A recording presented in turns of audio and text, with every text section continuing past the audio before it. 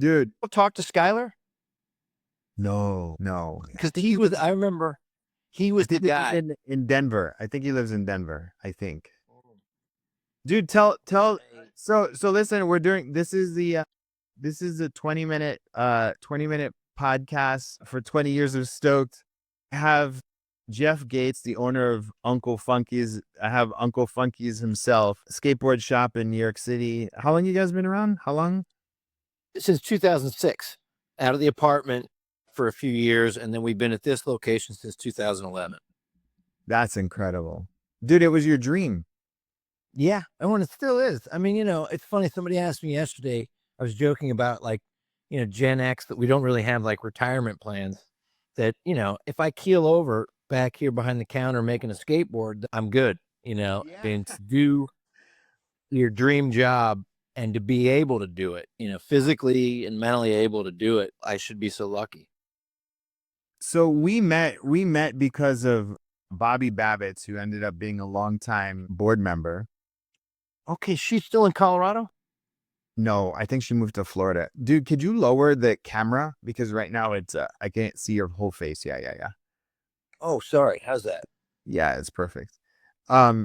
Dude, so we met because of Bobby Babbitts, and I remember the day she told me about you. She was like, "Oh, my friend Jeff Gates, he's been big part of the longboard community."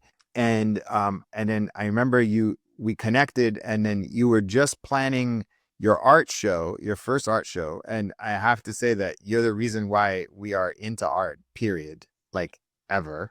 And then you helped. So like I had a date, and it was May 5th, 2005. And I was going to do my very, very first skate mentor kids, but I didn't have any mentors. And do you remember that story? I think we picked Central Park because there was a bunch of people having a race around the loop, and then we kind of hijacked the parking lot at Boathouse. I don't know if you remember this. Yeah, because we were just looking for anywhere. Anywhere. And and we got some volunteers, and it was a mess. It was really fun. But that's the way you start everything. It's always messy. And then, and then I don't know if you remember the dates, but it seemed like shortly thereafter, you and I cooked up the Rockaway Beach House that we moved into. Yeah. 3:30 beach night. Yes, this is when Rockaway was not in the ground's not horrible. No, it wasn't. I mean, that was only the beginning of it being not cool, but and then we moved in at some point, June, July, it was summertime. And then you went to start Surf Mentor in LA with Sal. Yeah. And so I was back there with the, your program directors and all that.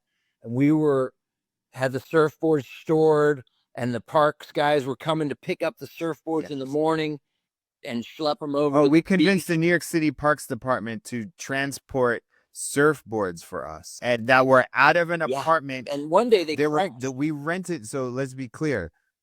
Stoked was a roommate in this apartment, and you were the other roommate. Yeah.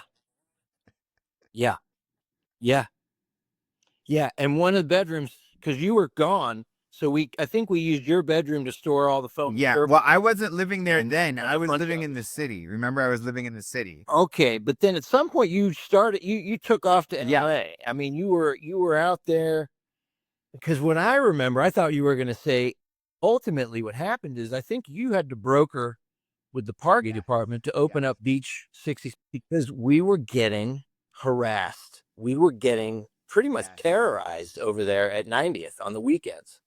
Oh yeah, they didn't really like they didn't really want black and brown kids surfing, taking all their waves. It was crazy. And what was craziest, it was the middle of the summer, and it was the weekends, and there were no waves.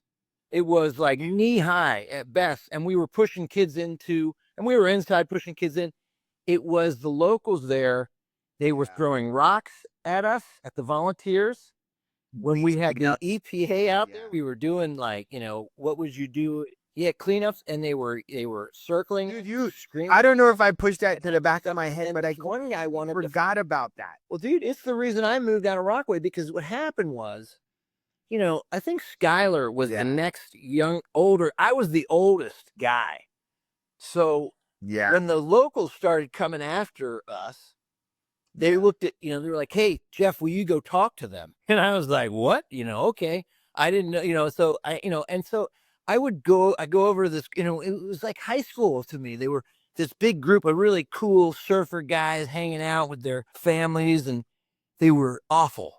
Said, these are our waves. We've been here the whole, we've been surfing these waves for 20 years, blah, blah, blah. And I remember I said, if your name isn't Rockaway or Atlantic, then these aren't your waves. And these kids are locals. And P.S., it's ankle high. Don't you remember when you first caught a wave? Don't you want to give these kids that experience, And they were like scratching their heads and whatever. But that, I think it was the next summer or summer after that, you somehow got them to open up 67th Street just so we could kind of go out there without being harassed. And, because 90th Street was a bust. Yeah. And what blew it out, because then, my whole plan was to get good at surfing, remember? That's why I was out there. I was going to learn to surf. But the problem was I would paddle out on a Wednesday afternoon when there's like 5 guys. Kids, yeah. And it was the same 5 guys. Yeah, they wanted to beat me up. I am. Yeah, right. So when you moved out, I had to leave the city. So I moved in with the apartment. So it was into the apartment because remember you moved out. Because I remember I had to pay for well, I ended up staying after you left. I stayed probably for another year. Yeah, we got out of that place. We only kept that place. I lived there. I lived there until 2008, maybe. Oh, right. Okay, I remember this. Dude, that was such a wild story, man. They were like, do you remember the guys so aggressive towards me? Lived there? They were like, they were not. You want to hear a wild, this is a wild story. He was so mean to me. They were not. He didn't want to give me my deposit back. So I had to go to my realtor friend to write a letter to say, give me my deposit back.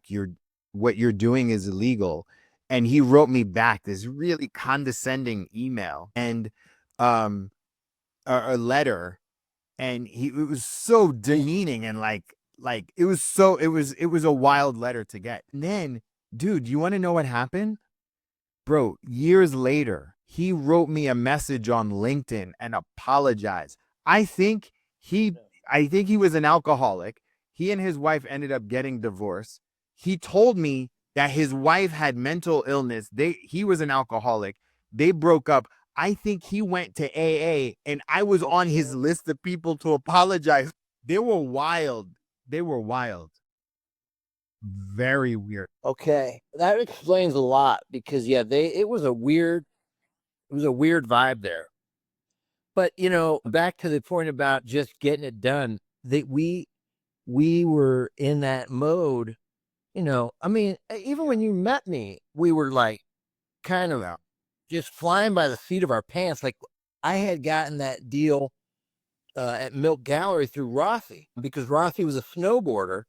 And so they gave. Oh yeah, talk about the bed thing. So the bed thing was an event that I did at bed. I sold bed when we did the bed and thing. We sold tickets, kind of like, and I just remember how stressful it was. And then we found this trash hallway, and the idea was that we cleaned out this trash hallway, like mopped it, painted. We went to Home Depot. Remember going to Home Depot on 23rd Street? Yep. We hung a little art show. It was such a vibe. It was so cool. Yeah. It was so cool. Yeah. And that was a little art show down that hallway. Dude, at the time, I couldn't afford my cell phone bill. So the only way that people got in touch with me was by calling the New York offices and emails. Like email or call the Stoked office at the New York office, and that was the only way people got in touch with me. Oh yeah. And yeah, that I was able to, because of that event, I was able to go full time. Yeah. That was February 2006. Really? Yeah, I remember that. Really? Dan LaRue? Yeah, he was an art plug. He had a lot of art. Well, and you remember Daniel Johnson, unfortunately, he passed away. Yep. Yes. Yeah. Yeah. His kids came by the shop a couple years ago and told me that, they had been by the shop and that Yes, is that how we knew? birthday. Is that how we? No, I don't know how we met them, Yeah, we had but I don't know how we met them because there was her, there was yours. through her husband. Was it Mike? He was one of the mentors. We were the art mafia. Yeah, yeah. They would invite us to all of the MoMA parties. Kathleen. Yep. Yeah, we called him the art. Oh, there goes Francesco Clemente. Go say hi. Crazy events. Yeah, yeah, and they would be like, "Oh, okay, there's Jeff Koons. Go say hi." And you're like, "Oh." I was in my late 20s. Right Yeah, on. I was in my late 20s. Yeah, yeah, yeah, yeah. No, that was what we were in our what? We I were was in my late we were 20s. grade A hustling. I think We hustled really, really, really. It was a lot of fun. time. If you're not, And doing it, what's then really when are you gonna interesting do it? You is gotta like hustle, I've the whole art format. Like I stopped doing art in the art fundraisers in 2009 because I remember how like emotional it was. Because when you're dealing with artists and their work, it's like so emotional, right? Like so many details. It was like, man, it was a lot. But somehow, Yeah, you don't have to tell me, man. It's yeah, stressful.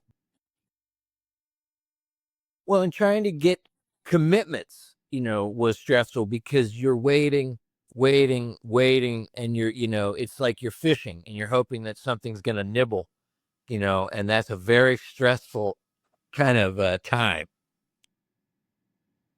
Getting those artists, it is emotional when they're emotional about their art. yeah, Yep. yeah. Well, what it was that first show that we did, it was for Boarding for Breast Cancer at Milk. And, we were hustling, hustling, hustling. And we got, I think, 100 skateboard decks done up, but the one that sold first before the show was Schnabel. Julian Schnabel's skateboard deck sold for 12 grand.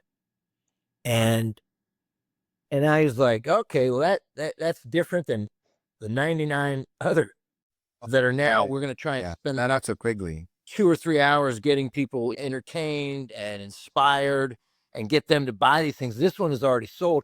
And so from that point, Yeah, I changed my focus to really just, I went to Lauren and Kathleen and those guys. I said, you give me a list. And William Quigley. We can't forget. they were yeah, we had no idea that we were giant. I mean, it would be the end of the world.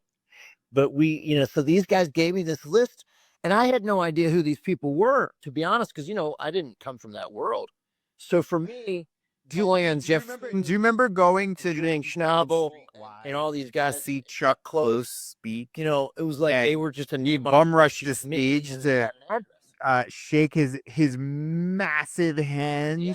And that helped because we wouldn't I don't think we would have approached them really, and we gave them whatever. Gave him a Stoked folder. Oh my god, that was so fun. Yeah, gigantic. I'll never forget it. Yeah, Giant, huge hands. He was big. yeah, yeah. Oh yeah, I gave out so many Stoked folders all over Chelsea. It was. I look back at that time kind of chuckling because when you skate into one of those galleries, in Chelsea, it's really quiet. There's like a very fancy person at the front, and you come in there talking about Stoked and whatever, and then you would kind of look over and you would just see like slowly like people kind of peeking up, like you would start to see like it was like Yeah. what do they call them, like groundhogs? I mean, these people would be like so curious because they had no idea. Like, nobody was cold calling for a charity in, looking, and I was trying to get a hold of Yeah. I would always say, somebody who handles your marketing. It was sales 101, right? For profit, whatever. And they would always be confused by that, which then so then somebody important would have to come out and deal with me. And that was it. And then I got to the person and then, then it was like, then they got a call from me for, once a month for the next, until they gave us a piece of art. Yeah. It was it was a charity. It wasn't, you weren't representing yourself, right? Yeah, So like, polite, persistent, and that's how we did it. And it took a couple. Kahinde Wiley's folks didn't give us a piece for 2 or 3 years, because we had been contacting. But what it was, you were representing Stoked, which was awesome. But it wasn't just a charity; it was a kind of, let's be honest, it was a badass charity. I still remember the pitch. It's like, we take at-risk teens and partner them with successful adults, and both of them are beginners in this action sport, and we teach them how to do it together, and they bond through it. And people were like, "That's awesome." And so when you're talking about something that's so awesome, it wasn't like, I was never having to sell Stoked. It was really because with these artists, as you probably know now, is that they can only produce so much work. And there's all these other charities that they've been dealing with, and everybody else is in line. And so there's a limited amount that they can output. So you got to kind of wait. It's like the lineup. You can't just go and snake away. You got to wait. Dude, you tell the story about how we got You patient the Jeff and Koons polite, skateboard sign. respectful. Do you remember that stuff? And you still represent Stoked, which is always cool. It's just they wanted to work with us. It was just a matter of time, and not staying kind of in their world, and keep reminding them about Stoked until, hey, we can do something for you. Oh, sure. Well, because I thought you were going to say the Schnabel ones, because the Schnabel ones, were amazing. That's true. That's true. Okay, yeah, that one they put me through the grill. Well, you know what it was? I had they have. I think they might still have a gallery right up here in the 20s, maybe 27th or something. So I got the address, and I went by and dropped off a Stoked folder. One of those red folders with the sticker on front, with like the silhouette. And there was a real nice woman. I think her name was Lauren. And, she was totally cool and heard me out. This was in the doorway. I wasn't inside. I was at the door on the sidewalk, but she listened to me and gave me her contact info. And then I just kind of kept calling back. And, it was one of those things, I don't remember exactly when, but at one point she said, "Hey, he had we got something for you." And then I got to go into the gallery and pick it up. Because that was where they would all Supreme, right? massive sculptures, and it was like really like a factory in there. Yes. But yeah, I think it was one of his. Didn't he have he had like a graphic that was done on a skateboard. That's what it was. But then on the back, he did a doodle. Yeah. I remember because it blew up so fast. Remember, somebody's like Jeff Koons, and remember with the auction, it wasn't boom, boom, like 100 people like threw their hands up. Yeah, and it was great. Because I did some deals with Christine Woodward at Woodward. What, 5,000? I think it was that one. Yeah, they're still doing it. I reached out to her for this art auction, but I didn't. Yeah, I gotta follow up with her. They're still doing it. She freaking owns a bunch of Basquiat's in her collection. Oh my God, I know. Yes. Oh yeah, it's in the Richard Hamilton. Yeah, that's right. Did you keep working with her, or how is she doing? Is she still? I'll tell you the reason why I got back into art is because I see that, like, with the world that we live in right now. I mean, we haven't even touched upon like the wildness of the world, right? Like the insanity that we're living in. Yeah. Well, bro, it's in my neighborhood. They're like emotion. They're roaming. There's helicopters in my neighborhood. It sucks. There's like, I'm on all these signal groups where there's like, parents. It's like, oh, I see a black SUV with blah, blah, blah, like all in my feed. Like, you're in Chicago, man. Screwed, man. And so, especially with thugs, like First Amendment speeches being silenced, right? Like, and get for human rights. And dude, and so my thinking is like, we gotta scooped up celebrate art. Totally screwed. We gotta nurture art. We gotta create more artists. We gotta create more skateboarders. Like, you want to talk about personal freedom, like freedom. Students can't the ability to self-express yourself. That doesn't happen like that happens with the skateboard. That happens with creativity and art and music. And those are like when I think about on a certain level, sure. the freest people out there is friggin' skateboarders Yeah. and artists and musicians. Like, but they're limited. They're limit. I think surfers are free on the basis of the conditions that are there. Like they have to take a train to go there. They have to. But art and music and skateboarding can happen regardless of the environment. Yeah, it's surfers too. I thought you were going to say And much more surfers are free, accessible. but, you know, And much, a little expensive. bro, same thing. No. It's like, to me, I love snowboarding for what it's done for me in my life, my career, and mindset. But it's not something, you know, like it's snowboard not something accessible. to me has become something I can't afford to do. I haven't snowboarded in years because You gotta have I can't bread. afford the lift tickets and I can't afford the equipment. I can't afford it. Yeah. But yeah. More diversity country too, club dude. thing. The golf, trans, You know what I mean? the Like you got to gays, bread. the It's what else? The skateboard. girls, young I don't know girls. if you know this, like but like you have the skateboard girls world industry right now, thing, right? Like you know, one of the lows. You know, it's like historic wavy, but participation they're ripping, is right? at an all-time high. More multi-generation. You know, parents skating with kids. Yeah. Oh yeah. But yeah, I sponsor 4, you know, 12-year-old girls right now who they rip the bowl. Yeah, they're amazing. And so what everybody's talking about, like everybody's scratching their head, is like participation's at an all-time high. Why is business low? And it's like, I can't tell you how often somebody walks in here with a skateboard and says, "Hey, my neighbor gave this to me. You know, can you check it out? See if it's okay to ride." Okay. Or, "Hey, I found this skateboard in the trash. Can you see if it's okay?" The accessibility of skateboarding is great. It's like there is no barrier to entry, and it's still a sport that people share because they love it and they share it with somebody else that they love. Hey, you're going to love this too. I'm turning you on to something, you know, and it's that easy. I can give you my old skateboard, and now you're a skater too. Yes. It's Or I that mean, like again, mountains. love about Unless it. you live in, a mountain You don't town, need money. you can't. It's Do it. like a 2-hour trip, And then what you got like skateboard, upstate New York. you can do it as not much real. you want or as little as you want or whatever. It's like a musical instrument, like you're talking about, you know, like an artistic. $100 Once you got the minimum. guitar, then you're off. You can do your thing. A day, You know, a you just day need is that gonna one cost instrument. You don't $200, need $300. buy the lift If you tickets don't have or, equipment. you know, have the country club membership. Yeah. Yeah. Yeah. Well, and what But anyway, that's $100 kind of. now? So could you tell everybody, like, can you tell me Yeah. like, what's the Yeah.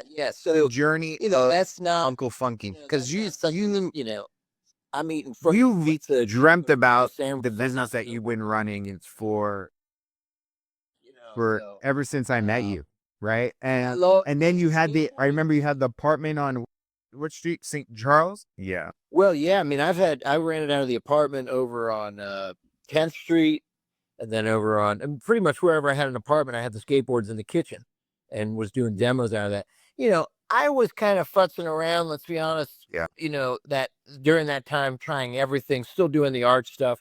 And then um, when I met Kristen, you know, my partner now, Yeah. that's when it got official. You know, she was very operations and business minded, you know, got us a kind of official. And then we started kind of seeing more business. It was her kind of getting us on the search engines and Google, Yeah. because when you're in an apartment, you're invisible. And she was able to kind of get us visibility so that now tourists could find us and travelers could find us and locals could find us. And so that we could start building up a kind of word of mouth business, which you need to be when you're in, you know, the apartment like that. And then it kind of got bigger and bigger. And then around 2011, Yeah. I asked some friends of mine to invest, and we, you know, built out this space and stocked it. That's the kind of, you know, there's two main things when you're setting up a skate shop is you got to build out the space, and now you got this space, and then you got to put skateboards in it. You know, you got to have something to sell. We started off, and I'll say, you know, that was 2011, and we were selling a lot of cruisers and longboards. I still at the time wasn't selling much in the way of street or trick decks, or pool and vert. Yeah. And longboarding was kind of peaking around 2011. And then what happened was longboarding started to decline and electric longboarding started to go up. So, less and less people were pushing with their feet and they were more pushing with they were going from analog to digital. Yeah. And that in the city, I didn't think it was going to be that big of an impact, but in the city where people have $2,000 to buy an electric skateboard, a lot of people did, and a lot of people still do. So, we, started shifting, and that was also around the time probably when I started skating up at Pier 62. So I started getting more into the pool shapes and more of the street shapes and, Reciprocal, Autumn, those guys closed in the East Village, those other shops where we were referring business. And so we started picking up more of that business. Labor opened at some point, but Incredible. Yeah. I remember you started. I haven't checked your Instagram in a while. You still taking pictures of all of the customers that come by every day? Longboards, another 40, 50, 40, percent is cruisers, and then the rest is, straight up street trick decks. And we get a lot of beginners. I'd say 75, 80% of the people coming through are still beginners, which is awesome. Yeah. Yeah. I mean, not all. I mean, like, honestly, I've slowed down. I probably take 1 in 20. I take a picture, but there's still thousands of, so people ask me how many skateboards have you set up in your life? And it's gotta be, so I've taken pictures of thousands of people, but I only take pictures of like 1 in 20. So it's like a lot, but for me, it's very zen. When somebody says, okay, I want this deck, these wheels, these bearings, I go into a 7-minute kind of zone where I'm going to grip and set up this board, and I'm like on autopilot, but it's very relaxing, kind of calming. And then I hand it over to a 10-year-old kid, and they're grinning ear to ear, and their joy it's just pumping off of them, and they're so stoked that you can't help but you get wrapped up in their stoke bubble. You're like part of it. And so, it's really, kind of, I think it's a luxury to be able to facilitate that several times a day, to be a part of somebody's first skateboard experience. What's your fondest memory of Stoked? Kid or even adult, adults, everybody, when you give them a skateboard, they are, I mean, they're beaming and it's awesome. So yes, I still get that, and so it's love that I get to share with people, and I feel very lucky. Wow. I would have to say it's either snowboarding instruction or surfing instruction. And it's not one specific one, it's first ups. When somebody first stands up on a surfboard and you see that they're giggling inside, like that, and everybody's cheering, or when somebody kind of connects that first S on a snowboard and you can see it in their eyes, it's like you've lit this fire. So I don't know, I can't remember any one particular one, but I remember loving to volunteer because you got, no matter how early you had to get up in the morning, you knew somebody was going to learn to either surf, skate, or snowboard, and you got to say, I am really we got to be there for you. And that was when people first stood up. You've honestly, I remember that was my father. Not only usually to a lot of people, but like you're one of the people that you don't get to do that, right? I don't know, like Stoked. When you're going for something in life and where it doesn't make sense to a lot of people, it really, really helps to be around people that have their own visions and their own dreams, and it doesn't make sense to other people as well. And so like if you're around people that like have crazy delusional visions, on the outside it looks delusional to other people, but for you it is clear as night and day. To be around people like that, bro, it saved me, man, because I would never Well, yeah, no, I mean, I think that's the reason I liked being around you is because, when you're taking long shots, Yeah. you don't want to be around naysayers or Bro, you know what I just common remembered? sense, Oh my God. Bro, you were pragmatic Ted Lasso before people. Ted Lasso. You know that, right? You need, snipers need to be going Oh my with God. snipers. You got to be way out in the That brush. as you watch Ted You got to be Lasso taking and long like the shots. energy, And I was like, who does he remind you them of? all, but when And I you was like, do, you hit. and Yeah. he did this thing that you used to do, and it was like, I haven't seen oh Ted my God, Lasso. Here, what was it? Oh my God, what's the phrase you'd always say? God, you'd say this phrase if I could remember it. Is basically be like, the only thing that I can remember is like, see ya, thanks a lot, John Cicada. Like where you like make something and then relate it. You'd make everything rhyme. You still doing that? Yeah, yeah, yeah, yeah, yeah, yeah, yeah, yeah. Oh my God. Or we had to make everything rhyme. It was a rhyming game. Yeah, like no, but Yeah. that was because I was living with that crazy guy Jim Simon. He was, it was always like something, something, something, something. But yeah, no, those guys were crazy. Well, and that was another thing. Is like Robin Mueller is another guy that I was around he was just. I mean, you could say it's unhinged, but just had no doubt. Like, of course we can, do an art show, because the first art show we did was not supposed to be an art show at all. We took photos of longboarders up in Washington Heights, and we printed them. We got a deal with Dugal. They gave us 15 or 20 free high quality prints. And then we had a framing shop donate frames and these cheap frames, and we sold them, and it paid for like all the beer or something. And that's how we got into the art thing. But he was Robin Mueller, the guy. He was like, "Oh yeah, Jeff, of course, we got to donate to a charity." And I was like, "Really?" I was like, "We bought all that beer." And he's like, "No, no, we don't need the beer. We'll get the beer sponsored. Got to donate to a charity." And so then we found boarding for breast cancer and whatever. It was, Robin was coming from a whole nother world, where, he wasn't worried about rent or whatever. To him, it was just like, yeah, of course we donate to a charity. And so that was how we kind of got into it. And I think maybe it was Eric. It was the other guy, Eric, that I first met you. We went to lunch Yeah. on the Lower East Side. Yeah. And we met, and that's when we were talking about the skate mentor. And I think I told you in June they do the Central Park race. Yeah. And that there were Yeah. a bunch of skaters up there That was kind I of love just that. grabbed a bunch of people that day. I mean, we just announced it. Hey, we're going to do a skate lesson over at the boathouse. And a bunch of volunteers had raised their hand and just came over. It was very ragtag. But if you're going to start, you got to start somewhere. And that was it. Yeah, we'll make some video. I'll do a presentation. We're doing art. We're gonna attempt to break a world record.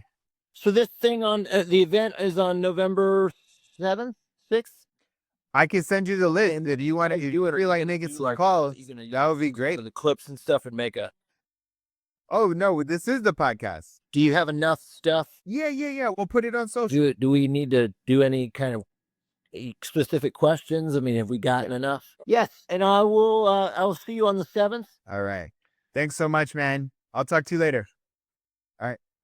Bye. This is Jeff and Gus from Uncle Funky's Boards.